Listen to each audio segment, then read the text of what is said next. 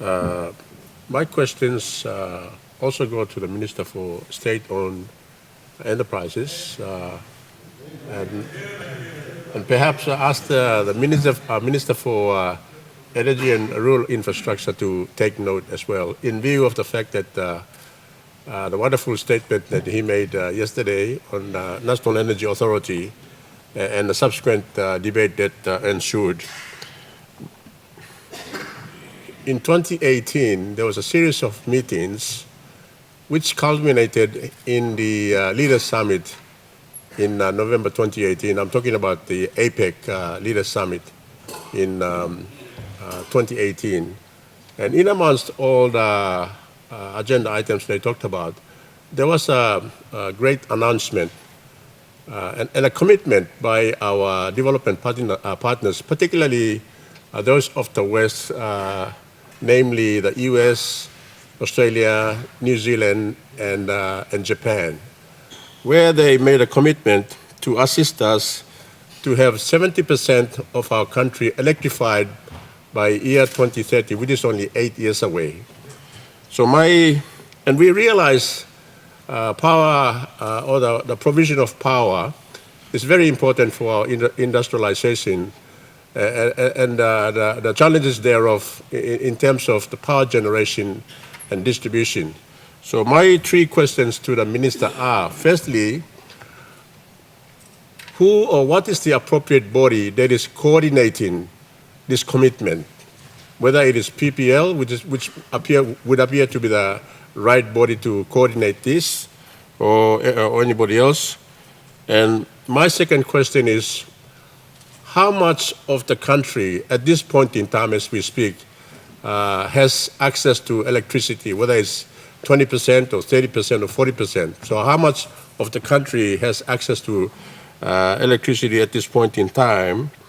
And my third question is there a process or avenue through which districts and provinces can make input to that body that's coordinating this, to let them know the areas where they would like this electricity or power to be made available? So those are my three questions to the Minister for State-Owned Enterprises. Thank you, Mr. Deputy Speaker.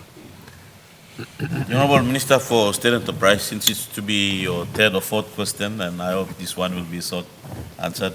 Yes, thank you, Mr. Deputy Speaker. I actually, in fact, enjoy answering those questions. I'd like to thank the member for Rigo for asking this very important question. Mr. Deputy Speaker, it is the case that in 2018, leaders of those 4 countries during APEC agreed to commit about 1 billion kina to help this country try and ensure that 70% of the population received access to electrification.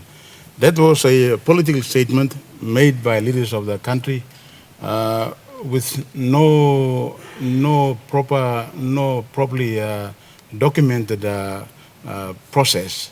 It was a statement made by those countries, and the understanding was that PNG as well as those countries would then, through the normal diplomatic channels, have an agreement that would then set out in detail how we were going to draw down those funds. But unfortunately, during the years 2019, 2020, and even now, no such document has ever been signed by those countries as well as Papua New Guinea government.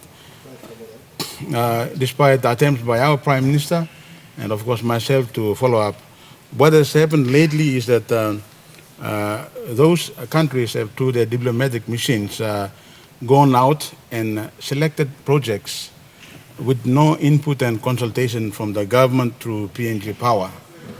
They have started with small projects, particularly solar, biomass, with no input from our government. And when I last met with representatives of those companies at the Australian High Commission office about a year ago, we pointed out to them that we wanted to select projects, big projects, impact projects, and ask them to do the costings and fund them.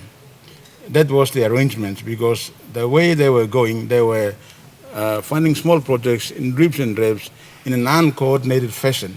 And we made it clear to them that whatever they wanted to do to help us would not be helpful and would have less impact unless we were able to tell them which areas and which projects they should target. And for instance, during the last meeting, Mr. Speaker, I did point out to them that if they wanted to help this country, they should start looking at helping us put up transmission lines from Port Moresby to Kerma, for instance, and from Port Moresby all the way past Rigo and about down to Milne Bay province, or from Sing Sing Creek all the way to Medeng, Wiyok, and Vanemo.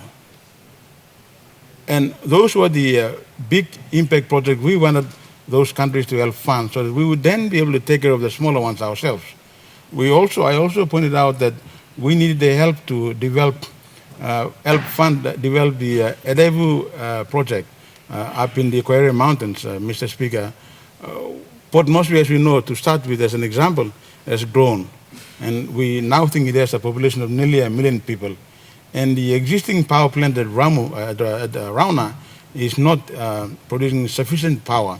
We must remember that the Sirinuma Dam has got no new river systems or creeks joining it to feed more water to be able to power those turbines. The same volume of water volume that we've had in the dam, we have the normal evaporation process. So what we've asked them is to help us fund an additional dam to cater for it. We've also we've been specifically telling them that if they really want to help us, they should start looking at helping us provide power to our district headquarters in those remote electorates. For instance, in Tapini, for instance, in Telefomin, for instance, in Middle Ramo. We asked them to see if they could help us by producing power to those district headquarters. The district headquarters would then provide power, or the power connection would then go to outlying education facilities, health facilities, and then we would then connect the villages. So we wanted to do it in a coordinated and phased manner. Unfortunately, we've not been able to reach agreement on that. So it is an ongoing process. We are still trying to negotiate, and unfortunately, despite the big announcement by our friends from those 4 countries, we've not seen much traction. So it looks like, Mr. Speaker, the new government will be able to continue that process, and hopefully we will be able to reach agreements with them with definite work plans, with definite plans that will then help us reach our target of achieving 70% electrification of our country by 2030. Thank you, Mr. Speaker.